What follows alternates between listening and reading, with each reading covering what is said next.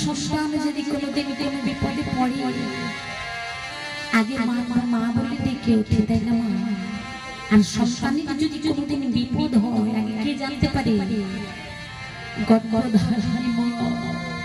সন্তান যখন চিৎকার করে মা বলে ডেকে উঠল, কঠিনের মধ্যে স্বামী স্ত্রী দুজন বসেছিল, সন্তানের আশার কথা নিচ্ছে, মায়ের মন কেঁদে উঠল। মা সেই কঠিন থেকে চিৎকার করে অন্ধকে তুমি আমি করে চিৎকার করে উঠলে কেন? বলে জানো আমার অন্তরের মধ্যে কেমন কেঁদে উঠল, মনে হলো যেন আমার খোকার কোনো বিপদ হয়ে গেছে। গর্ভধারিণী মা জানতে পারল সন্তানের বিপদ হয়েছে। শিশুটি করুণার্তনা করছে, বুকে হস্ত দিয়ে ও বাবা একবার এসে দেখে যাও তোমার খোকার কি হয়েছে। তোমার খোকার তোমার কাছে ফিরে গিয়ে তোমাকে মা বলে ডাকতে পারবে। একবার এসে আমায় দেখে যাও। শিশুটির করুণার্তনা এই চিৎকার শুনে বলল রাজা দশরথ। রাজা দশরথ ডাকতে বলছে, একবার ভালো করে কান পেতে শুনে দেখো তো এটা কি কোনো মুরগির কান্না না?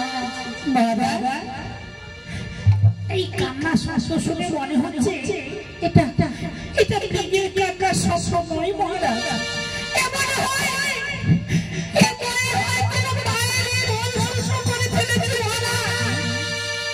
মায়ের রোল শস্য হয়ে গিয়েছে। কি বলছো তুমি? বললে মহারাজ বড় সর্বনাশ হয়ে গেছে। আমরা মৃগকে নিয়ে যাকে শিকার করেছেন আপনি, যাকে আমরা মৃগ মনে করেছিলাম, এ মনে হয় কোনো মায়ের সন্তান সরোবরে জল ভরতে এসেছিল, আর আমরা মৃগ মনে করি তার মুখে বাণের আঘাত ধরেছে। চিৎকার করে দেখুন বৃক্ষ থেকে নেমে এলে যেখানে শিশুটি অন্ধ হয়ে একমাত্র সন্তান সিন্ধু আমার মুখে হস্ত দিয়ে যন্ত্রণায় ছটফট করছে, কাতর হয়ে পড়েছে, রক্তে ভেসে গেছে। রাজা দশরথ যখন সম্মুখে এসে উপস্থিত হয়েছে, শিশুটির কথা বলার শক্তি নাই। বললে কি গো, আমার চিৎকার শুনে এসেছে বুঝি? বিশ্বাস করো আমি কোনো অন্যায় করিনি। আমি যে আমার পিতার জন্য জলে এই কলসি ভর্তি করেছিলাম এই সরোবরে। রাজা দশরথ জড়িয়ে ধরলে বললে, ওরে খোকা, আমি যে অযোধ্যাপতি রাজা দশরথ, তোকে তো চিনতে পারলাম না। বললে আমি কি জানো? আমি পিতামাতার একমাত্র সন্তান, আমি শিশু। রাজা দশরথ জড়িয়ে ধরে বললে, ওরে খোকা রে, আমি পাপ করেছি। আমি মৃগ মনে করি তোর মুখে আমি শস্যে দিবান নিক্ষেপ করেছি। তুই ওই অভিশাপ করব না। আমি অভিশাপ করব না। আমি তোমার চরণে একটি নিবেদন করব। আমি যে পিতার পিপাসার জলে চলে এসেছিলাম, অনেক কষ্টে আমি কলসিতে জল ভরেছি। আমি তোমার বাঁচব না। তবে আমার আশার পথে পথে যে বসে আছে ওই কুঠিরে আমার পিতামাতা, আমি ছাড়া তাদের তো আর কেউ নেই। আমি তো পিতামাতার চরণে ফিরে যেতে পারলাম না, তাই তোমার চরণে আমার নিবেদন, এই জল নিয়ে আমার পিতামাতার কাছে যাবে। শিশুটি চিৎকার করতে করতে হরি বল বলতে বলতে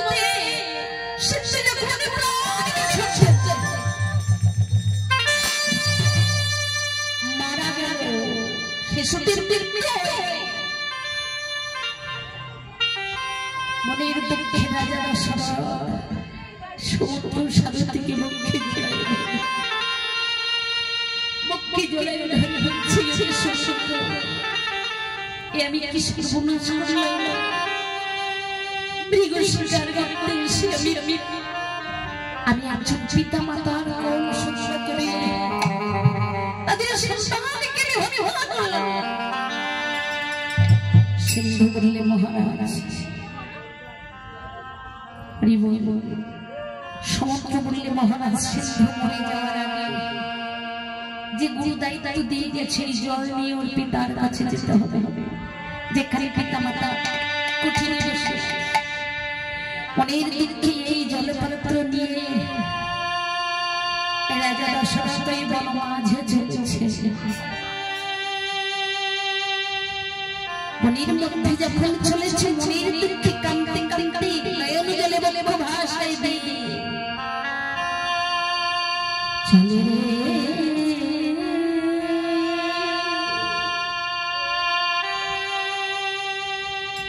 চলে রে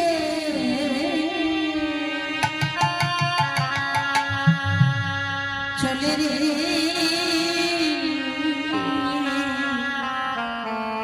চলে রে